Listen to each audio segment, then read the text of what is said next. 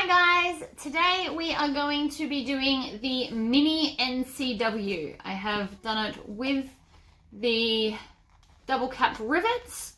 So it's very much the same as the NCW.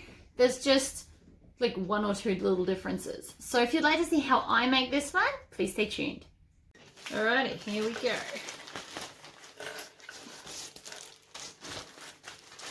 By the way, this is a really great trick where you stick them in the reusable Ziploc bags. It makes everything so much easier. Okay, so I'm going to start with my my card slots. I've got my stitch on a 2.5 stitch length. I'm using an M40 thread. Something sounds wrong there. It's a bit...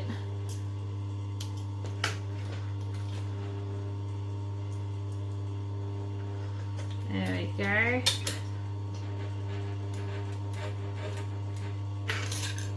Let's try that again.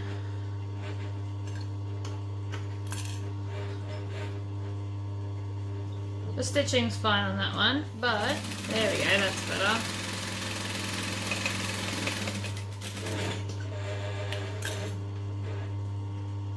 So normally I make these more than one at a time, so I can just chain stitch. I usually do 2 at a time, because it's easier to chain stitch 2 and I don't have to chop it off as much. So now that I've stitched those 3, I'm going to switch over to my flap. So I'm just going to put right sides together. So this is interfaced with a medium non-woven iron-on facing, and then this here is called heavy backing, which is super thick. I imagine like a Craft Tex, or I think Decaville Heavy is similar. So just really firm, and that's going to give my flap like a nice structure to it. So I just want to line these up. You can pin them or clip them if you want to. And then I'm just going to stitch around the edge of this. I always go slower when it's curvy because I don't want to dodge the curves up. So I'm just gonna, now that I've chain stitched a different piece, I can come and take all of these bits off. And so now I'm just gonna use my rotary cutter and my ruler to slice down the center. So I'll just pop behind me and do that. So I'm using my ruler, rotary cutter and a board. So you just want to cut it straight down the center. Which the pattern tells you how much that is. So we've got 2 even pieces. So I'm going to put the bottom section together, so right sides together, and I'm going to sew along that bottom edge. So just line them up, stitch along there, then I can cut this one off. And I'm going to use my zigzag scissors, or my pinking shears. And I'm just going to clip down this whole curve section. Because I want the curve to sit nicely, and the best way to do that is to use pinking shears. If you don't have any, you can just go along and clip along the edge the whole way so that it's more flexible. So then you can turn that in the right way, which should be a little bit tricky because of the interfacing that's in there that makes it firm. So I'm just going to push that out and then give that a really quick just press with the iron. So I've got my iron set to really hot so that I can just press that down.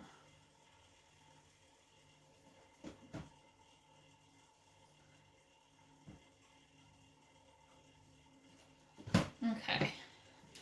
So I pressed it on both sides to make sure that that seams right at the edge. So now that part will be ready for a magnet in a minute. So we can pop it aside. I'm going to grab my pocket pieces. So you should have 2 outers and 2 small little linings. So I'm going to put one of my linings right side up, then my zipper right side up on top of that. And then I'm going to get an outside piece and decide which side I want to be the top, and put that right side down. So I'm making a zipper sandwich effectively. So So I'm going to stitch and I'm going to back stitch at the start of that to lock it in. Stitch all the way along to the end, back stitch again, chop off this one, twist it, and I'm just going to pull back this top layer over my seam, and then I'm going to top stitch along there, like so. Then I can come and grab my zipper pocket now that it's not attached, and I'm going to open it out and grab my pocket backing piece and stick that over the top. Now if you wanted to, you can make one piece at a time, but by doing it this way, I'm wasting less thread by doing chain stitching. So I'm going to stitch there, and then I'm going to come chop the back piece off. I'm going to finger press this pocket down. So you can iron that as well if you want to, but it'll stay down because I've interfaced it. If you hadn't interfaced the pocket, it's more likely that it won't sit flat like that. So again, I'm going to put my pocket piece right side up, my zipper right side up, and then my outer piece right sides down. Make sure I back stitch at the start, stitch all the way along, chop off this piece, just pop it aside. Then I'm going to swivel this around and peel back just the outer piece and then top stitch that down. Like that. Then we can grab our card slot section, and I'm just going to sew the opposite end down as well. So line that up, make sure I back stitch to lock my stitches in. So back stitching I tend to only do about 3 stitches. I never do many more than that because it doesn't need it. So this here is my zipper jig. If you've joined my group or watched any of my other videos, you will know that this is just a clamp with a fork, and we've chopped off 2 of the prongs of the fork. My husband made it for me in his shed. It is amazing. It works. It's effective. So I'm going to put my zip into that to hold it, and then I'm just going to pick which side I want to put my zipper on. For this it doesn't really matter, so I'm just going to split the zip a little bit, not the whole way, and then feed the zipper teeth in evenly. That was not evenly. Zipper teeth in like so, then I can pop this back. When I'm sewing normally, I don't move this. I can just leave it where it lives. But for videos, I bring it over to show you, because otherwise it's tucked behind the machine. Alright, so I want to zip that. I don't want to zip it all the way to the end, but then I want to open it. So I just want to have the middle third part open. And then I'm going to put these edges together and grab some clips. I'm just going to do 3 clips. Like so. Now a fun little hack for this is you can actually stitch these pieces down like this, because this whole seam is hidden when we put our clips in, or our clamps. So you won't actually see this seam. So I can just stitch straight down the side like this. Stitch down to the end, needle in the down position. I'm going to lift my foot and pivot, chop that off, go along the edge, needle down, lift my foot and pivot, and then stitch along that side as well, making sure I go all the way up to the zip and back stitching. So now I've got, it looks like that. You can now stick your fingers in, open the zip up the whole way. Before I turn it in the right way, I'm just going to trim down the side seam allowance because we don't need that much. So I'm just going to trim it so it's nice and close. 1 and the other side.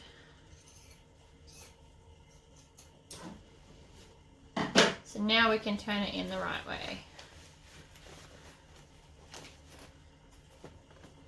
I actually have this fun little tool. This is actually a flute cleaner, like the musical instrument, the flute.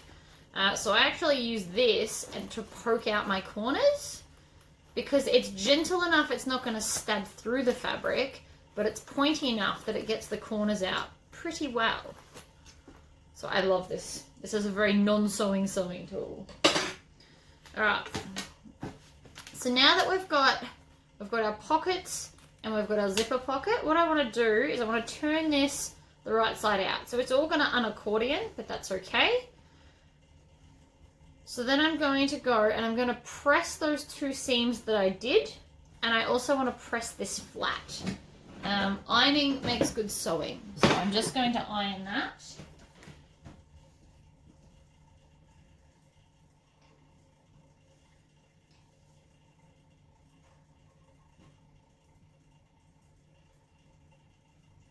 So I'm just folding the card slots back as I go, so it's all going to sit nicely. So they have now sat back where they need to, and I've pressed this nice and flat.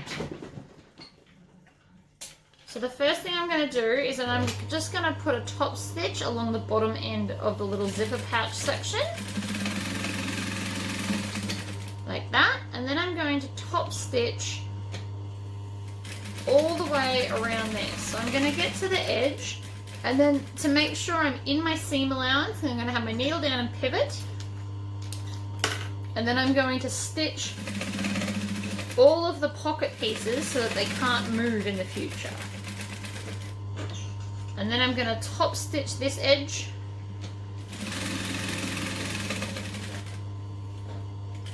And then I'm going to do the same thing again. So I'm just going to stitch along the very, very edge,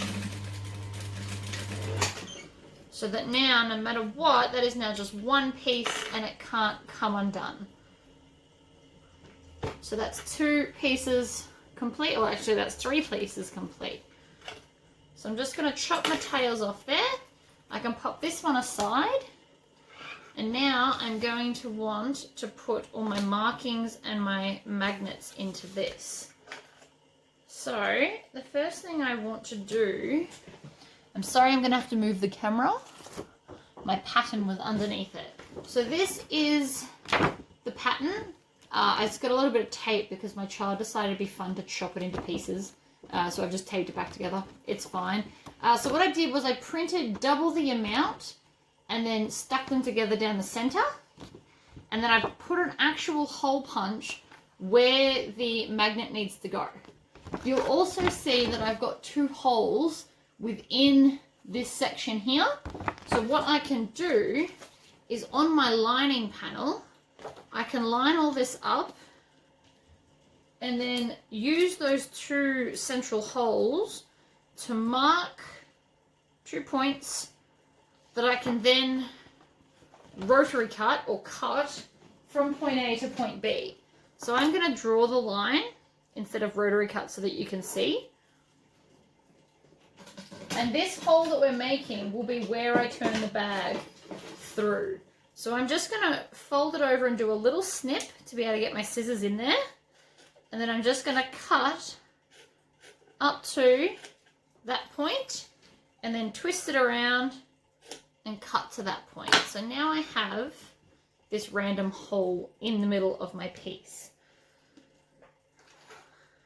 So that's that piece done. Then I'm going to grab my outside, which I'm using vinyl for. This particular vinyl is from Spotlight. It was just a leftover small piece I had before I switched to my other vinyl. So it's good in a pinch, but I definitely prefer the Standard Pacifica vinyl I've been using. So I've now marked where the magnet needs to go. So I can just, I don't know why I put my pen away. I'm just going to line up the center hole with the center of my gasket and then draw the two lines on. While I'm in drawing mode, I'm going to grab my flap. Now I made sure I put my heavy interfacing on the inside piece because that's going to give me some extra holding for my magnet that I'm going to put in. So I'm just going to make sure that I'm down a little bit because I do still need to top stitch this. And then I'm going to put my lines in once it's all centered. So for me, I've got a ruler that's attached to my table. So I've lined it up between 2 points to find the center. All right, so now we need our craft knife and our fray stuffer glue. So I'm just going to stab through the 2 holes. If you don't have a craft knife, you can use scissors, but I definitely recommend a craft knife instead of scissors. It makes a smaller, neater cut. So then I'm just going to open this. Now this stuff comes out really, really fast. It's by Helmar. It's fray stuffer glue. So I just squeeze it until I can see it's in. Whoa, see, way too wet. It comes out like water. It does dry clear, so you just put like a dollop on each. I actually spilt it right next to the hole, so that's actually not going to be a big deal. So we put the mail, which is the sticky outy part, onto the flap. And then I'm going to reach in and put a gasket on the back. And then I bend the magnets outwards. Some people like to bend them in. I think out makes it flatter. That's my personal preference. You can do it however you like. All right. I don't know why I keep putting things away. It's a habit. So now I'm going to take my craft knife again and stab through the vinyl. Now the vinyl doesn't need the fray stopper because it doesn't fray. Well, this particular one doesn't anyway. So I'm going to put my female side in and then put the gasket on the back and bend both sides out, like so. So now I'm going to take my flap and I'm going to have the magnet side up and I'm going to line that up in the center. Now normally I would do this over at my cutting board that's got all of the rulers, but an easy alternative, since I'm sitting here, is grab a ruler and line it up with the edges and make sure that the ruler goes through both the center of both the ends of the magnet. So I've actually lined that up really well. Habit will do that. I've made 5 of these yesterday alone. Okay, so I've clipped that on so it can't move. Now I'm going to take my lining piece and I'm just going to put that right sides down and line all of this up and then stick it inside the clips I've already got and then add some more. So I tend to do 3 clips on each straight side and then 3 to 4 clips on each curve. The bigger wallets tend to get a few more clips than the little ones because they are a bigger space. So just line all that up. Pop my ruler back so it's not in the way. Okay. So I'm just still on my 2.5 stitch length. I haven't actually changed that at all so far. So I'm going to do a couple of stitches and then back stitch. And stitch all the way around the edge.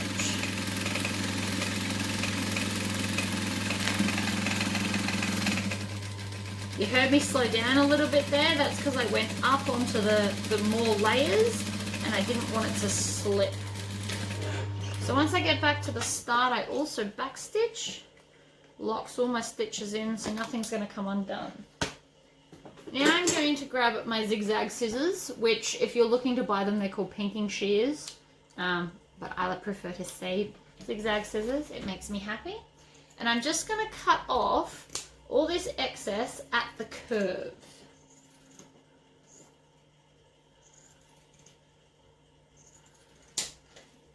So the reason I'm cutting this off is because it's a curve, it needs room to kind of be able to move. So by using the zigzag, it's giving it that space in the down part to flex around so that we get a smoother curve.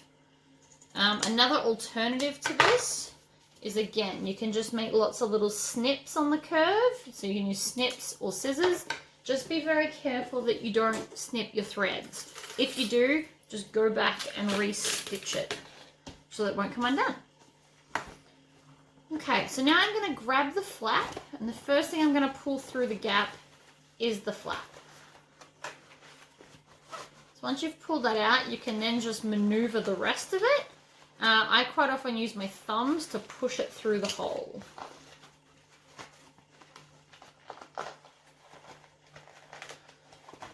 Okay, so now that that's all through, I'm going to take my handy dandy flute cleaner and push along that seam to make sure that it all pushes out.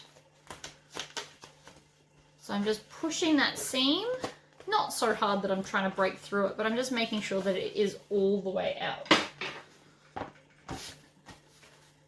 Now, if you've done an all fabric one, you should definitely iron it. But because I've done the vinyl, I can actually just hand press it as I go.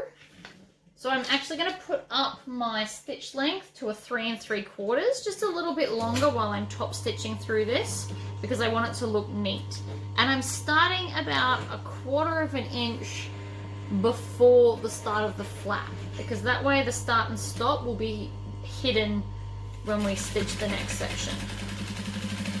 So I'm using a 1/8 seam allowance, and I'm just using my fingers to press down that seam as I go. You'll also notice I didn't speed up on the straight just then, because I don't want to run off the edge accidentally. So slow and steady definitely wins the race. And then when I get back to the start, I just do a couple of back stitches to lock it in. You don't want to do too many because it will create something that attracts your eye, because it'll be in bulk. I also just need to melt down those edges. It's not too hot to touch. I just do that so it won't actually stick to me, but it's not hot at all. Okay, so now we take our card slot section and line all of that up in the center. And we're going to fold these flaps over. So I always like to start in the middle, and I'll put a clip.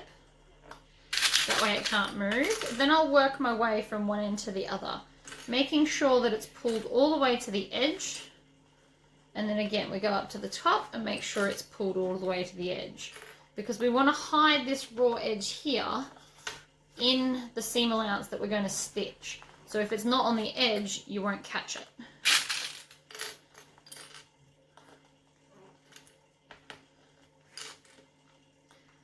Now, because this is vinyl, it's going to have its most bulk at these 2 points here. So I bought these amazing pliers, so they're all smooth on the inside. So they are designed to, I think they're called leather pliers, but they are designed to, you put it over there. So I'm just going to move that clip out of the way. So you put it on and you squeeze it, and it will flatten out that seam so that it won't be such an issue to get over.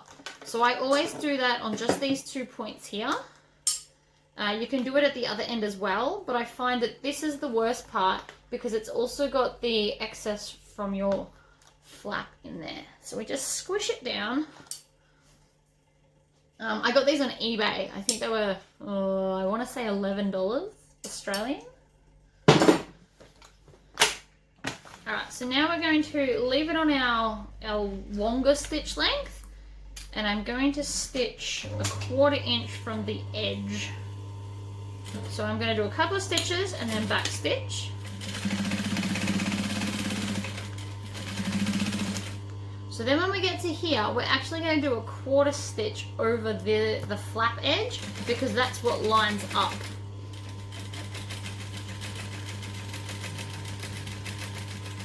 Slow and steady on the curve so that I don't mess them up. And then when we get to this side, you should be relatively flat and be able to just drive straight over it, like so.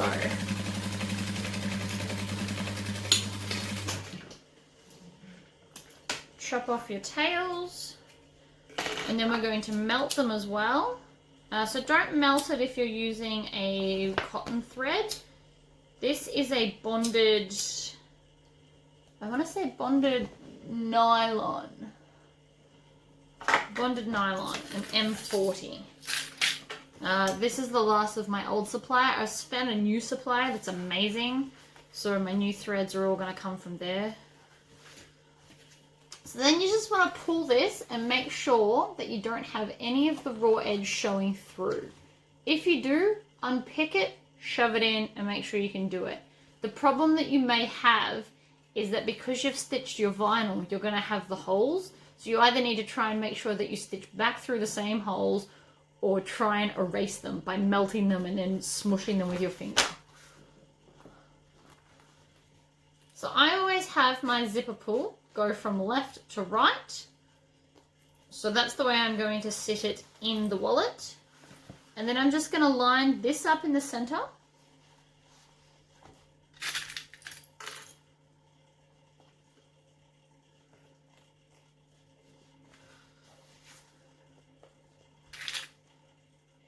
Like so. So I'm going to put 4 clips so it can't move on me. And then I'm going to get my friction pen and my 1 inch by 14 inch ruler. And I'm going to measure halfway between each side, which if you've done perfect sewing, should be exactly where your card slots line up. But, you know, sometimes perfect isn't always a thing, so I just like to measure. And then I'm going to measure my sew lines. Now, if you're using a darker fabric and you can't see your pen, use chalk or something that shows up, like a white pen or a white pencil. So again, I want to keep it on my longer stitch length because I'm sewing through the vinyl. And I'm just going to start at the bottom of my short edge. Turn the machine on. I'm going to do a couple stitches forward and then a couple back just to lock it all in. And then on my last stitch, I want to make sure I line it up exactly on that line. And then pivot.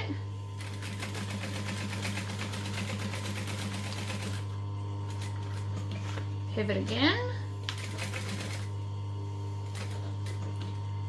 Line it up on that line. And sew along that last seam there.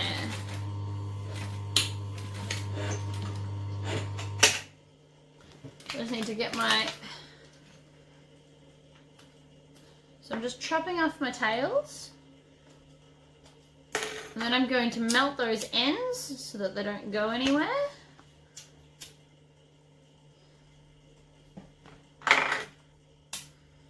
And then I can take my clips off.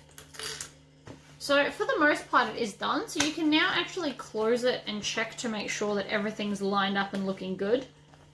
Which mine is, which is wonderful. So now I'm just going to put my rivets in. If you've done all fabric, you can actually just sew a couple of stitches on the sides if you didn't want to use rivets. But I love rivets, and I happen to have gunmetal grey ones that match all my hardware. So you're going to need your rivets, your hole punch, your template, 4 clips, whoops, and your rivet press. So the first thing I'm going to do is I'm going to face it this way. I may not be able to do this in reverse, but I'm going to line it up like this so that there's an even seam allowance all the way around, and then marked on your pattern is where you need to put the clips. So when I line all of that up like that, my clip goes there and there. So then I'm going to do the same to the other end.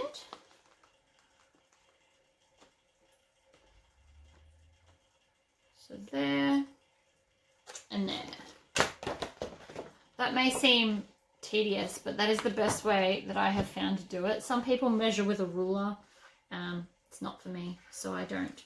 So then we're going to fold this up and we're going to stick it in the middle of our clip because the clip is exactly where we need this to be joined. So I'm going to pinch it like this, grab my hole punch, punch a hole, and I need to twist mine because mine's a little bit old and blunt. Not so blunt it'll never work, just blunt enough it needs a bit of a help. And then I'm going to put my, so I'm using double capped rivets so that it's pretty on both sides. You can get single capped ones, but they're not for this project. And then I'm just going to squish the rivet down. So that's one side. So I'm just going to do the same to all 4 sides. Now I always start on this edge for no other reason other than it's the easier side. So I like to just get it over and done with. So I've pinched it in half and put my rivet in. Now you can measure where your rivet goes if you can't eyeball it.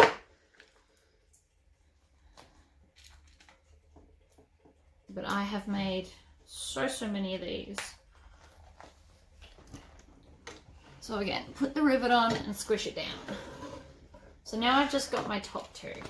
So I want to grab that again, pinch it, so I'm grabbing all the layers, take my clip off. Now I just want to feel and make sure I'm not going to try and punch through the zipper because it's hard, and that's probably one of the reasons my hole punch is blunt. So I'm just going to come in a little bit to make sure I don't punch the zipper.